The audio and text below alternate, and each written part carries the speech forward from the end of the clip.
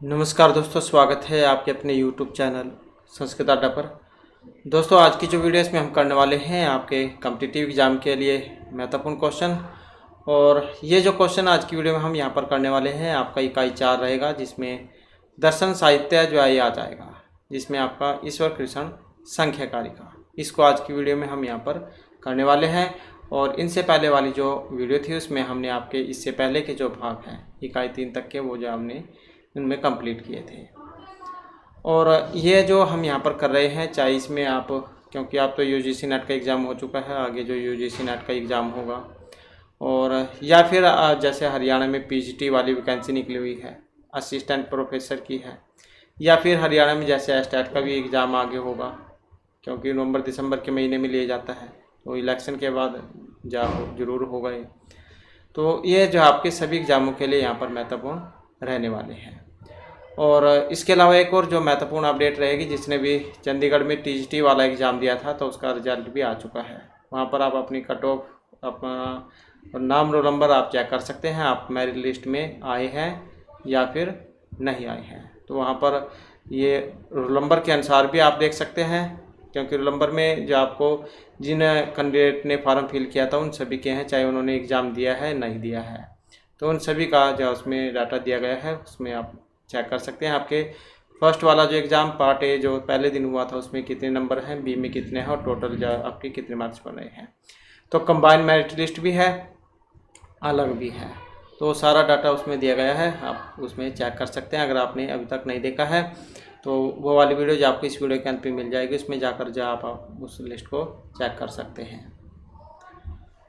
तो अपने जो क्वेश्चन हैं उनको अब हम यहाँ पर देख लेते हैं। ईश्वर कृष्ण संख्याकारिका इसमें रहने वाली है। तो दर्शन साहित्य जो उससे आया है, और ईश्वर कृष्ण जैन के द्वारा रचित है संख्याकारिका। संख्या दर्शन जैन के अंदर 25 जो तत्व हैं उनको अंगीकार किया गया है, और उनके मीमांसक भी बड़े ही अच्छे ढंग से इस दर्शन के अंदर की गई है। इन्हीं पंच विस्तृत पदार्थों के ज्ञान से जीव आध्यात्मिक, अधिभौतिक या अधिदैविक, इन 3 प्रकार के दुखों से सर्वथा छुटकारा प्राप्त कर लेता है। अब ये वाला जो क्वेश्चन है एग्जाम में पूछा जाता है, जो 3 प्रकार के जो दुख हैं वो कौन कौन से हैं, तो इसमें आध्यात्मिक, अधिभौतिक और अधिदैविक, ये 3 प्रकार के जो दुख हैं इनसे व्यक्ति छुटकारा पा लेता है। तो ये 3 प्रकार के दुख बताए गए हैं। और इस प्रकार भी क्वेश्चन पूछा जाता है कि ये जो 3 प्रकार के जो दुख हैं इनके बारे में कहाँ पर वर्णन हुआ है, वेदांतसार में है, संख्याकारिका में है, दर्शन में, मतलब किस में है, इस प्रकार से कुछ क्वेश्चन पूछा जाता है। हाल ही में जो यूजीसी नेट वाला जो एग्ज़ाम हुआ है, तो कुछ कैंडिडेट जो उन्होंने बताया था कि कुछ इस तरीके से भी जा क्वेश्चन ये आए हुए थे अब की बारी। तो उन्होंने क्या है, ये जो वेद है या जो आपका जो महाभारत वाला जो पार्ट है, ज्योतिष वाला, या तो उसमें से क्वेश्चन अब की बार ज़्यादा पूछे गए थे। तो इस प्रकार भी क्वेश्चन ज़्यादा देखने को मिल जाते हैं कि ये जैन के बारे में वर्णन हुआ है तो कहाँ पर हुआ है। तो ये संख्याकारिका में आएंगे, 25 तत्व होते हैं। तो संख्या ने इन तीनों दुखों के विनाश का कारण इसी विवेक ज्ञान को अंत में स्वीकार किया है, जैसे कि ईश्वर कृष्ण ने संख्याकारिका में बतलाया है। अब ये भी आ जाता है श्लोक, ये वाला जो यहाँ पर लक्षण है, ये भी बहुत बार देखने को मिलता है एग्जाम में। दुख त्रय विघाता, जिज्ञासा हेतु तद अभिघात के तद अभिघात के, दृष्टे च अर्थ च अनेकांत अत्यंत अभावात। अर्थार्थ संसार के अंदर आकर प्राणी मात्र जब आध्यात्मिक, अधिभौतिक और अधिदैविक इन 3 प्रकार के दुखों को अनुभव करता है, तब उसे उस समय 3 प्रकार के दुखों के विनाश के कारण में जिज्ञासा उत्पन्न होती है कि उनकी निवृत्ति का जो कारण है ये क्या है, कौन है। और यदि वह जिज्ञासा दुख की निवृत्ति के कारणीभूत औषध सेवन अथवा कामनी की उपभोग रूप दृष्ट उपाय से ही शांत हो जाती है, तो शास्त्र के आधार पर होने वाले दूर अधिगम तत्व की क्या आवश्यकता है। और इसका उत्तर दिया गया है कि पूर्वोक्त 3 प्रकार के दुखों की निवृत्ति दृष्ट उपाय से, अनेकांतिक रूप से तथा अत्यंतिक, फिर कभी भी दुख उत्पन्न न हो रूप से नहीं होती है। इसलिए उसकी निवृत्ति के लिए शास्त्र में होने वाला तत्व ज्ञान ही श्रेयस्कर माना गया है। इससे तो केवल दुख त्रय के विनाशकारिणी मूल वस्तु में जिज्ञासा का प्रदर्शन बतलाया है, और वह दुख त्रय से विनाश का कारण कौन है, इसका स्पष्टीकरण ईश्वर कृष्ण ने अपनी जो कारिका है इसमें बतलाया है। अब क्या बतलाया है जो यहाँ पर इसमें दिया गया है, तो दृष्टवद अनुसर्विक है विश्वदीक्ष अतिशयुक्त है, तद विपरीत है श्रेयान व्यक्त अव्यक्त विज्ञानात्। तो इस प्रकार से जो है यहाँ पर इनके बारे में बतलाया गया है, यहाँ पर अव्यक्त व्यक्त जो है इनके बारे में है। तो इस प्रकार व्यक्त अव्यक्त प्रकृति और ज्ञेय पुरुष अनेक वेद ज्ञान से ही दुख त्रय से छुटकारा प्राप्त होता है, और इन 25 प्रकार के पदार्थों का अंतर्भाव ईश्वर कृष्ण ने केवल 4 पदार्थों में ही किया है, जो आगे आपको इनके बारे में देखने को मिलेगा। तो 25 प्रकार के पदार्थों का अंतर्भाव ईश्वर कृष्ण ने 4 पदार्थों में किया है। मूल, प्रकृति, विकृति, महत आदि प्रकृति विकृति हैं शब्द। षोडश है तो विकार न प्रकृति न विकृति पुरुष। तो ये क्वेश्चन एग्जाम में पूछा भी जाता है पुरुष के बारे में कि पुरुष क्या है। पुरुष न तो प्रकृति माना गया हो न ही विकृति। तो मूल, प्रकृति, विकृति, महत आदि प्रकृति विकृति हैं शब्द। तो ये 7 मानी गई है। षोडश विकार है न प्रकृति न विकृति पुरुष है, अर्थात संसार की रचना करने वाली मूलभूत प्रकृति किसी की भी कार्य विकृति नहीं है, अपितु वह समस्त चराचर विश्व के कारण अविकृति ही है। और महत आदि सब पदार्थ किसी के कारण प्रकृति किसी के कार्य विकृति दोनों माने गए हैं। तथा 16 पदार्थ पंच ज्ञानेन्द्रियां, पंच कर्मेंद्रियां, पंच महाभूत और मन कार्य ही होते हैं। तो ये भी क्वेश्चन एग्जाम में पूछा जाता है। तो 16 पदार्थ के बारे में जो वर्णन है ये कहाँ पर हुआ है, वेदांत में, संख्या दर्शन में, मतलब कहाँ पर हुआ है। तो संख्या कारिका में आपको इनके बारे में देखने को मिलेगा। 16 पदार्थ कौन कौन से होते हैं, पंच जो आपकी ज्ञानेंद्रिय हैं, पंच कर्मेंद्रियां, पंच महाभूत और साथ में जो एक मन है, इसे मिलाकर 16 ये हो जाते हैं। और पुरुष न किसी का कारण है और न किसी का कार्य है, वह एकमात्र पुष्कर अर्थात कमल पलाश पत्थर के समान निर्लेप है। इसके बाद आ जाता है संख्या में सामान्यतः 4 पदार्थ माने गए हैं। ये भी एक क्वेश्चन एग्जाम में आता है कि संख्या में कितने पदार्थ माने गए हैं।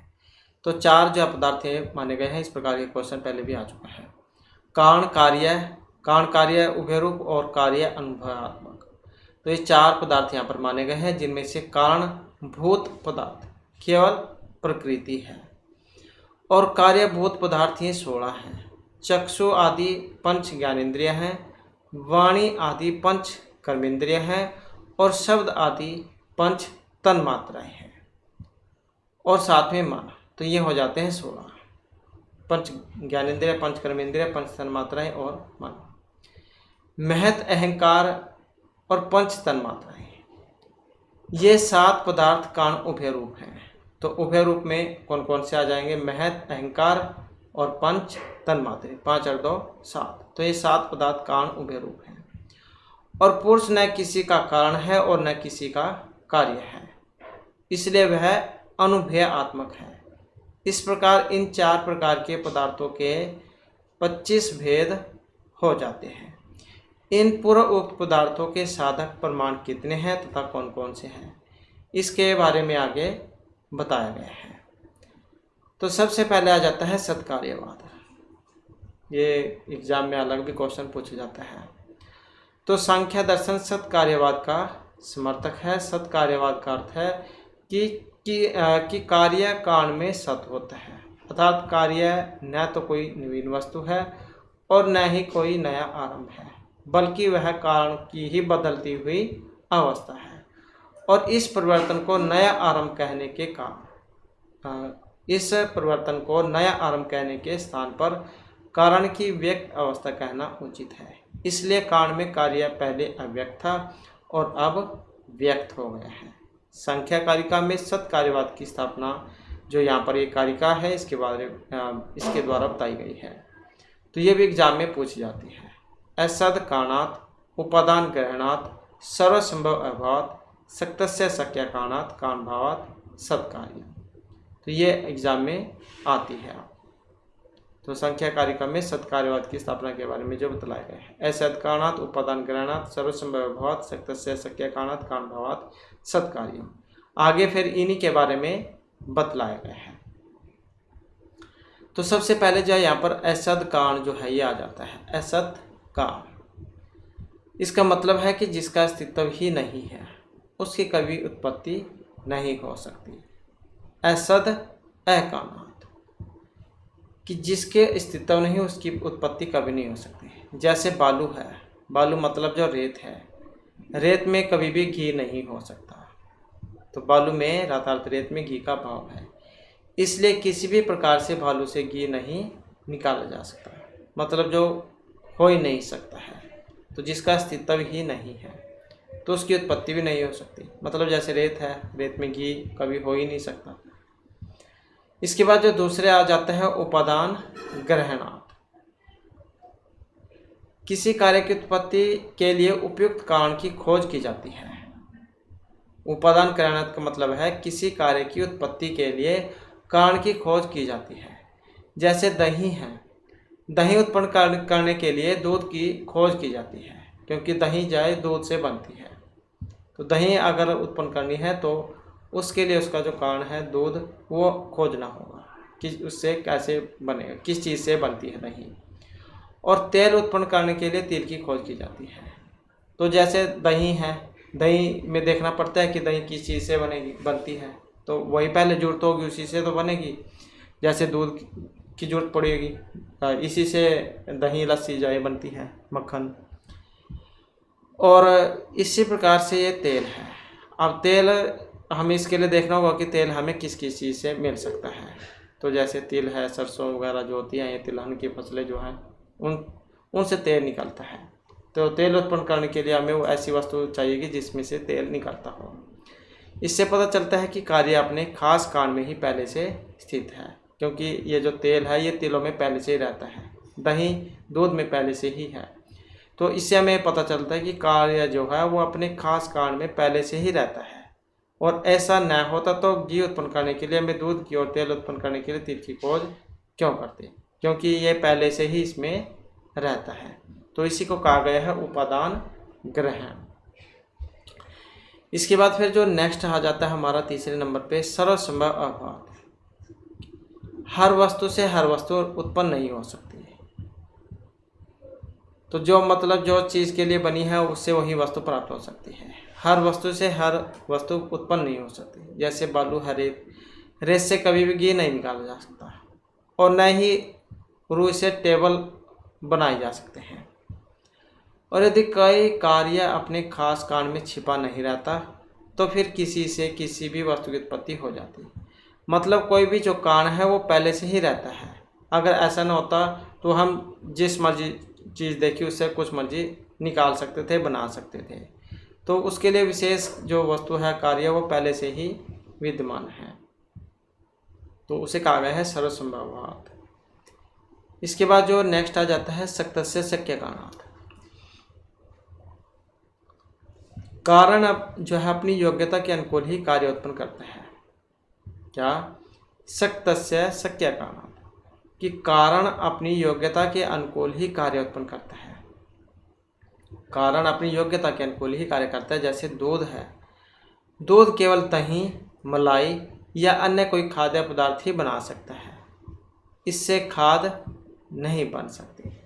इसी प्रकार से तेल है, तिलहन, तिलहन केवल तेल या खली ही उत्पन्न कर सकता है, चीनी नहीं। तो यह जो चीज़ में जिस चीज़ की उत्पन्न करने की शक्ति है, समर्थ है, वो वही बना सकते हैं, उससे अलग नहीं। इससे सिद्ध होता है कि कारण किसी कार्य को उत्पन्न कर सकता है। कारण जो है वो उसी कार्य को उत्पन्न कर सकता है जिसके लिए वह बना है, जिसके वह योग्य है। तो इससे इसलिए होता है क्योंकि कार्य पहले से ही अपने कारण में रहता है, निहित है। तो जो चीज़ जिस काम के लिए बनी है वो वही तो कर सकती है। तो यह है शक्य कारणात्। उसके बाद आ जाता है कारण भावात् सत्कार्यम्। कार्य और कारण ये अभिन्न है, वास्तव में कारण और कार्य एक ही वस्तु के दो पहलू हैं। इन्हें एक दूसरे से अलग नहीं किया जा सकता।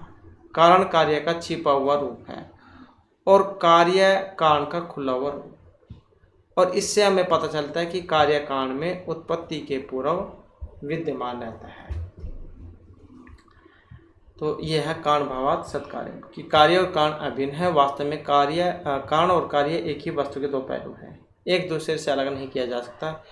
कारण कार्य का छिपा हुआ रूप है और कार्य कारण का खुला हुआ रूप।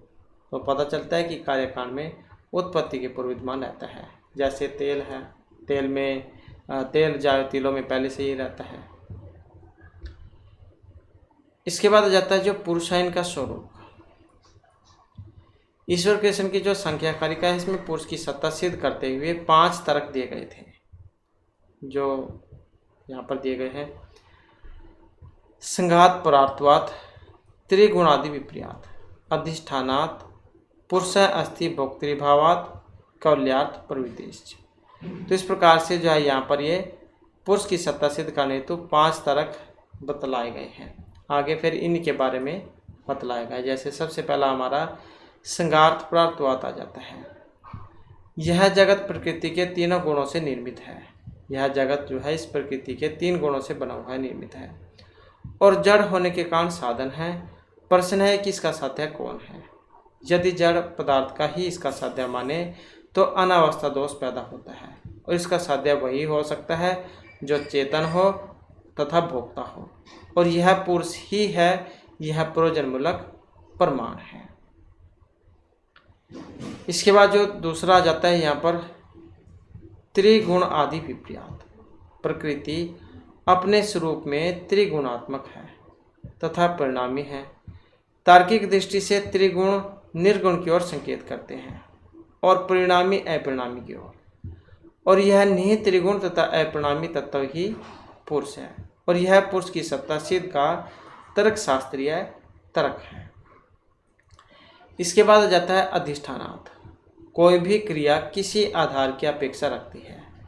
अब यहाँ पर प्रश्न है कि चिंतन तथा अनुभव, विज्ञान इत्यादि का अधिष्ठान कौन है, और यह प्रकृति नहीं हो सकती क्योंकि प्रकृति ज्ञेय विषय तथा जड़ है, जबकि यह अधिष्ठान ज्ञाता विषय तथा चेतन होना चाहिए और यह अधिष्ठान पुरुष ही है, और इसी तर्क को तत्वमीमांसा तर्क कहा गया है।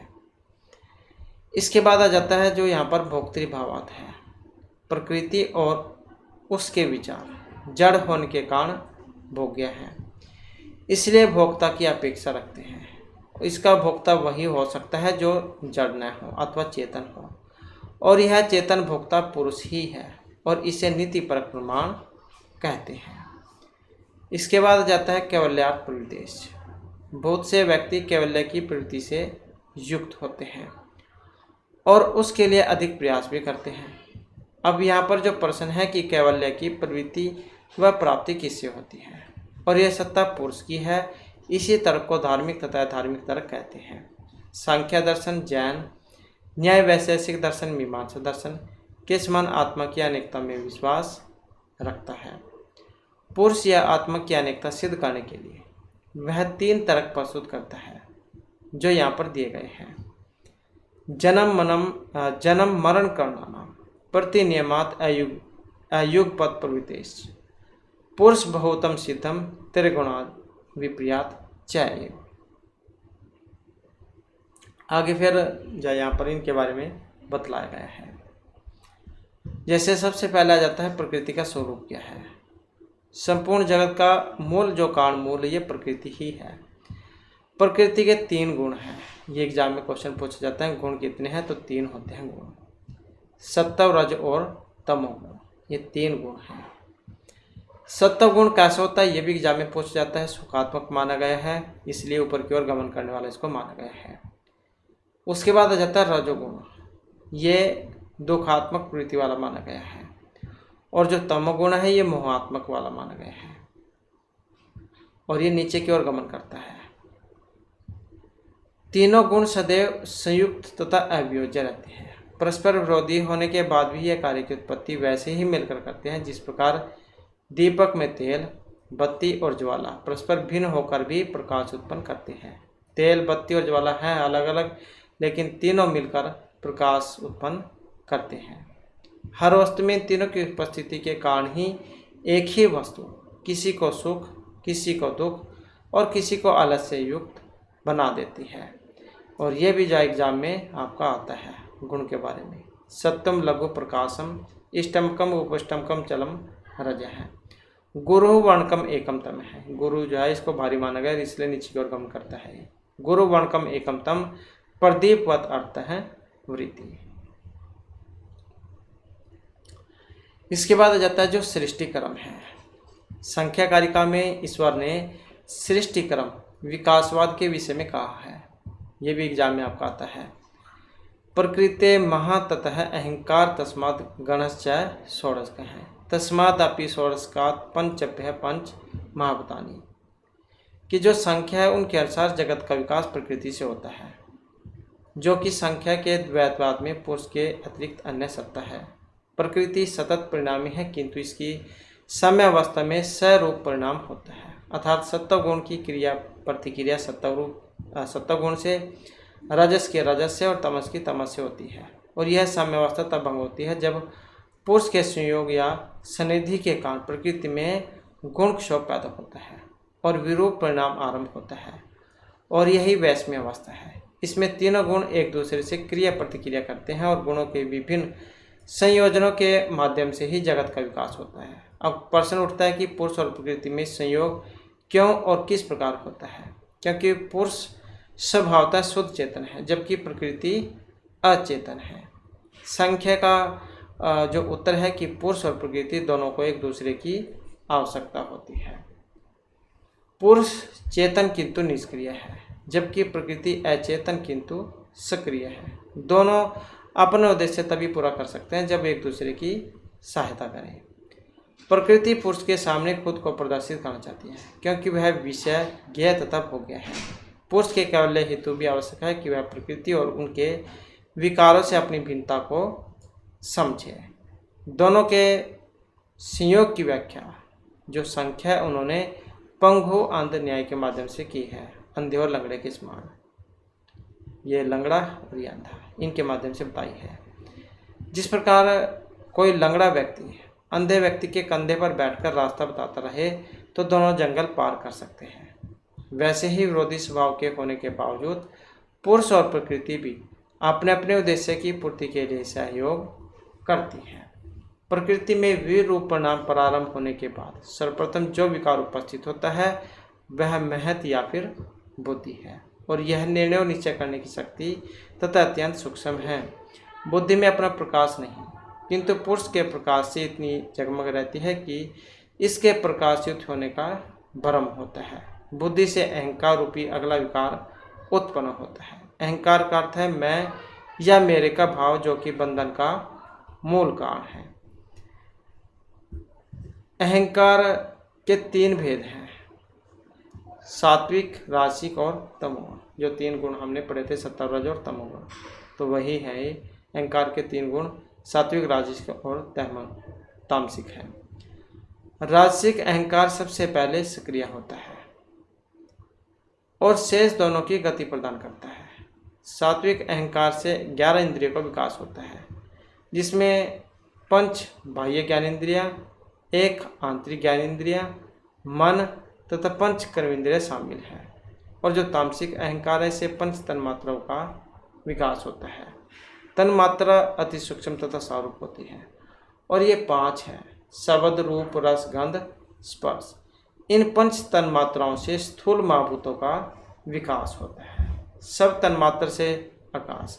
और ये क्वेश्चन एग्जाम में पूछा जाता है कि किससे किसकी उत्पत्ति होती है।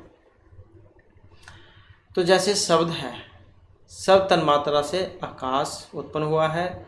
शब्द आकाश, शब्द व स्पर्श तन्मात्रा से वायु। शब्द तन्मात्रा से आकाश, शब्द व स्पर्श तन्मात्रा से वायु, शब्द स्पर्श व रूप से अग्नि, शब्द रूप स्पर्श व रस से जल तथा 5 तन्मात्राओं से पृथ्वी का विकास होता है। पंच महाभूतों से ही जगत के सभी स्थूल पदार्थों का विकास संघात रूप में होता है। इस प्रकार प्रकृति में अव्यक्त जगत वे रूप परिणाम के कारण व्यक्त होता है तथा प्रलयावस्था में पुनः प्रकृति के तीनों गुणों के रूप में स्थित हो जाता है। इसके बाद आ जाता है प्रत्यय सर्ग, और ये भी एग्जाम में आती है आपकी। ऐसा प्रत्यय सर्ग है विपर्य शक्ति तुष्टि सिद्धि आख्या गुण वैषम्य विमरा तस्य वेदाद तो 50। तो कितने हैं? 50 वेद माने गए हैं। तो प्रकृति की कार्य बुद्धि की सृष्टि का निरूपण करते हुए बताया गया है कि वह बुद्धि की सृष्टि यद्यपि संक्षेप में 4 प्रकार की होती है। विपर्य शक्ति तुष्टि सिद्धि, कि यह बुद्धि की सृष्टि यद्यपि संक्षेप में 4 प्रकार की है, तथापि इस सृष्टि के गुणों के न्यून या अधिक होने के कारण परस्पर के इनके विमर्दन से 50 भेद हो जाते हैं। और पूर्व उक्त 8 भाव पदार्थ धर्म अधर्म ज्ञान अज्ञान वैराग्य अवैराग्य ऐश्वर्य अनैश्वर्य का भी इन्हीं में अर्थात विपर्य आसक्ति तुष्टि सिद्धि इन चारों में अंतर्भाव भी हो जाता है। ये 4 हैं जो यहाँ पर बतलाए गए हैं। ये 4 होते हैं विपर्य आसक्ति तुष्टि सिद्धि। जैसे अज्ञान का विपर्य में, ज्ञान का सिद्धि में, और धर्म वैराग्य ऐश्वर्य का तुष्टि में, तथा अधर्म अवैराग्य अनैश्वर्य का शक्ति में अंतर्भाव होता है। अब जो यहाँ पर एक और क्वेश्चन एग्जाम में आता है, विपर्य के भेद। जैसे हमने यहाँ पर इसके पढ़ा प्रत्यय सर्ग 50 होते हैं, और ये सृष्टि या 4 प्रकार की बतलाई गई है, विपर्य शक्ति तुष्टि सिद्धि। इसी प्रकार से विपर्य के बारे में भी आता है। तो विपर्य के 5 भेद हैं। अब तम मोह माहमोह तामीसर अंतामीसर, तो ये एग्जाम में आते हैं। विपर्य के कितने वेद हैं? 5। तम मोह माहमोह तामीसर अंतामीसर। और आसक्ति के कितने हैं? आसक्ति के हैं 28 वेद। तो ये जो 4 थे पढ़े थे हमने, विपर्य आसक्ति तुष्टि सिद्धि, ये इन्हीं के बारे में है आगे। तो विपर्य के कितने हैं? 5। आसक्ति के कितने हैं? 28 वेद हैं जो यहाँ पर बतलाए गए हैं। आंध्य बाध्य आजिगर्त्वम मुक्तम जड़त्वम कुष्ठिल पंगुत्वम कौण्य कैवल्य उदावर्त उन्माद एकादश इंद्रिय अवधरूपः असु वर्ण अज्ञान मलिना मनोज्ञ अदृष्टि अपरा सुपरा असुनेत्रा वसुनारिका अनुतम आभासिका तुष्टिवध रूपा अप्रतार अश्रुतार अतारतार अरम्यक असामुदित अप्रमोद अमुदित अमोदमानः सिद्धिवद रूपः तुष्टि नवदः प्रकृति उपादान काल भाग्य पार सुपार पारापार अनुत्तम उत्तमाम च। ये तुष्टि के बारे में है। तो ये तो हमने पढ़ा इनके विपर्य के 5, तम मोह मामोह तामीसर अंतामीसर ये वेद हैं। आसक्ति के 28 हैं। और जो तुष्टि है, ये एक जो बच गया तुष्टि, इसके कितने हैं? इसके 9 बतलाए गए हैं। इसके 9 हैं। प्रकृति उपादान काल भाग्य पार सुपार परापार अनुत्तम उत्तमाम रूप च। तो ये 9 बतलाए गए हैं। और जो सिद्धि है इसके 8 हैं। तो एक बच गया था सिद्धि। सिद्धि के कितने हैं? इसके 8 हैं। अणिमा महिमा गरिमा लगेमा प्राप्ति प्रकाम्य वसिल स्तव रूपा। तो इसके 8 हैं। तो इस प्रकार से हमने यहाँ पर पढ़ा। जो सबसे पहला है विपर्य। विपर्य के 5 हो गए, असिद्धि के 28 हो गए, तुष्टि के 9 हो गए, और सिद्धि के 8 वेद होते हैं। ये अलग अलग एग्जाम में आते हैं। इसके बाद जहाँ यहाँ पर ईश्वर कृष्ण जो संख्या कारिका में इनके बारे में बताया भी गया है। पंच विपर्य भेदः भवन्ति शक्तिश्च कर्ण वैकल्या अष्टाविंशति भेदः तुष्टि नवदा अष्टा च। तो जैसे हमने ऊपर भी पढ़ा है, विपर्य 5, आसक्ति या आसक्ति या पढ़ा हमने इसके बारे में। यह 28 विपर्य के 5 पढ़े हमने, आसक्ति के 28 पढ़े, और फिर जो यहाँ पर तुष्टि के 9 पढ़े, और जो है ये जो सिद्धि चाहिए 8 प्रकार की है, सिद्धि 8 प्रकार की, ये इनके बारे में है। इसके बाद आ जाता है जो कैवल्य है। सांसारिक जीवन आध्यात्मिक, अधिभौतिक, अधिदैविक दुखों से भरा हुआ है। त्रिविध दुख की अत्यंतिक निवृत्ति के को संख्या ने मोक्ष, मुक्ति, अपवर्ग, कैवल्य की संज्ञा दी है, और यह परम पुरुषार्थ भी है, और यह जीवन का चरम लक्ष्य भी है। मोक्ष में पुरुष अपने नित्य शुद्ध चैतन्य रूप में प्रकाशित रहता है। संख्या ने मोक्ष में आनंद या सुख की स्थिति स्वीकार नहीं किया है, क्योंकि प्रथम तो सुख दुख सापेक्ष है, दूसरे से सुख सत्व गुण का कार्य है, और पुरुष स्वभावतः त्रिगुणातीत है। पुरुष विशुद्ध चैतन्य रूप होने से वस्तुतः नित्य युक्त है, और वह परिणामातीत तथा बंधन मोक्ष रहित भी है। वह बुद्धि में प्रकाशित अपने प्रतिबिंब के साथ तादात्म्य स्थापित कर लेने के कारण अंतःकरण अवच्छिन्न चैतन्य के रूप में अर्थात जीवन के रूप में प्रतीत होने लगता है। बंधन इसका जीव होता है, और शुद्ध पुरुष का नहीं। जब पुरुष को अपने शुद्ध स्वरूप का ज्ञान होता है तो वह मुक्त हो जाता है, और वस्तुतः वह सदा ही पुरुष के स्वरूप का ज्ञान बंधन है, और स्वरूप का ज्ञान मोक्ष है। पुरुष को अपने स्वरूप का ज्ञान स्वयं को अचेतन प्रकृति तथा अंतःकरण से सर्वथा भिन्न जान लेने पर होता है, और यही विवेक ज्ञान है। पुरुष और प्रकृति के भेद का ज्ञान है कर्म गुणों से संभव है, इसलिए कर्म से मोक्ष नहीं मिल सकता, क्योंकि मोक्ष नैस्त्रिगुण्य है। शुभ कर्मों से स्वर्ग आदि और अशुभ कर्मों से नरक आदि की प्राप्ति होती है। ज्ञान से मोक्ष, अज्ञान से बंधन होता है। पुरुष को जब इस प्रकार का ज्ञान होता है कि मैं यह नहीं हूँ, न अस्मि, अर्थात मैं अचेतन विषय का ज्ञान नहीं हूँ, मैं जड़ प्रकृति या अंतःकरण नहीं हूँ, मैं बुद्धि में प्रतिबिंबित चैतन्य नहीं हूँ कि यह मेरा नहीं है, मैं अर्थात जो भी यह विषय है वह सब मेरा नहीं है, मेरा कुछ नहीं है, मैं ममकार से रहित हूँ, मैं भी नहीं हूँ, न अहम, अतः अर्थात मैं अहंकार भी नहीं हूँ। और जब यह ज्ञान तत्वभाव से सुदृढ़ हो जाता है एवं निर्विकल्पक अनुभव का रूप ले लेता है, तो जहाँ ज्ञातव्य शेष नहीं रहता है तब इसे केवल या फिर विशुद्ध ज्ञान कहते हैं। वो हो सकता है आपके कुछ ऐसे ही समझ में आया हो। तो आगे फिर इसी के बारे में है यहाँ पर, एवं तत्व अभ्यासान न अस्मि न मे न अस्मित परिशाम विप्रियाद विशुद्धम केवलम उत्पद्यते ज्ञानम। यह विशुद्ध चैतन्य पुरुष का स्वरूप है, और यह स्वरूप ज्ञान ही मोक्ष है। संख्या जीवन मुक्ति और विदेह मुक्ति दोनों को मानता है। तो संख्या किसको मानता है? जीवन मुक्ति और विदेह मुक्ति। ये क्वेश्चन आता है, आगे हम इनके बारे में भी पढ़ेंगे। सम्यक ज्ञान होते ही पुरुष मुक्त हो जाता है, भले ही प्रारब्ध कर्मों के कारण यह संदेह बना रहे। और यह जीवन मुक्ति की अवस्था है। इसमें देह रहने पर भी देह के साथ संबंध नहीं रहता, कर्म का बंधन नहीं होता, केवल प्रारब्ध कर्मों का भोग शरीर में होता रहता है।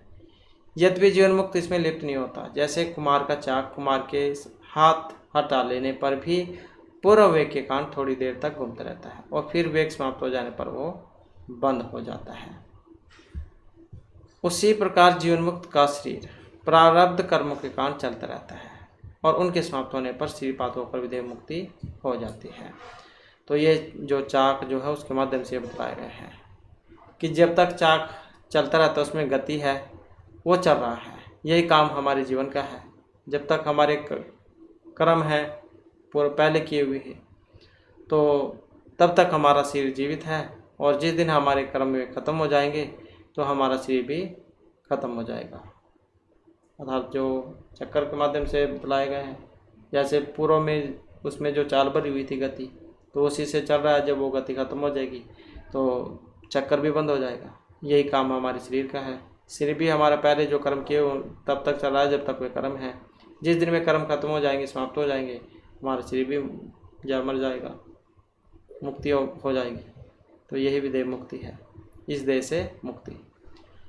तिष्ठति संस्कार वसाचक्र भ्रमिवदृत शरीर है, प्राप्त शरीर भेदे चरित अर्थत्वात् प्रधान विनिवृतो एकांतिकम अत्यंतिकम उभयम केवलम आपनोति।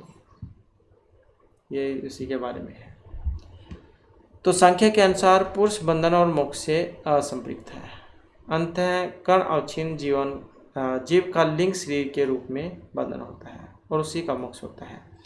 इस प्रकार प्रकृति ही बंधती है और प्रकृति ही मुक्त होती है। इसलिए पुरुष का ना तो बंधन होता है, न वह जन्म रूपी संसार चक्र में फंसता है, न वह मुक्त होता है। यह तो प्रकृति ही है जो लिंग शरीर के रूप में नाना पुरुषों के आश्रय में बनती है, संसन करती है और मुक्त होती है। तस्मान् न बध्यते न मुच्यते न अपि संसरति कश्चित्। संसरति बध्यते मुच्यते न नानाश्रय प्रकृति ही। जिस प्रकार एक नर्तकी रंगमंच पर अपना नृत्य दिखाकर दर्शकों का मनोरंजन करके रंगमंच से चली जाती है, उसी प्रकार प्रकृति भी पुरुष के समक्ष अपना प्रदर्शन करके निवृत्त हो जाती है। रंगस्य दर्शित्वा निवर्तते नर्तकी यथा नृत्या। पुरुषस्य तथा आत्मानं प्रकाश्य विनिवर्तते प्रकृति ही।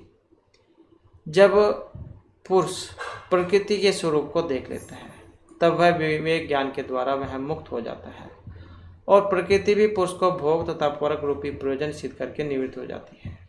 ईश्वर कृष्ण ने इसी को लक्ष्य करके कहा है, प्रकृति से अधिक सुकुमार कोई नहीं।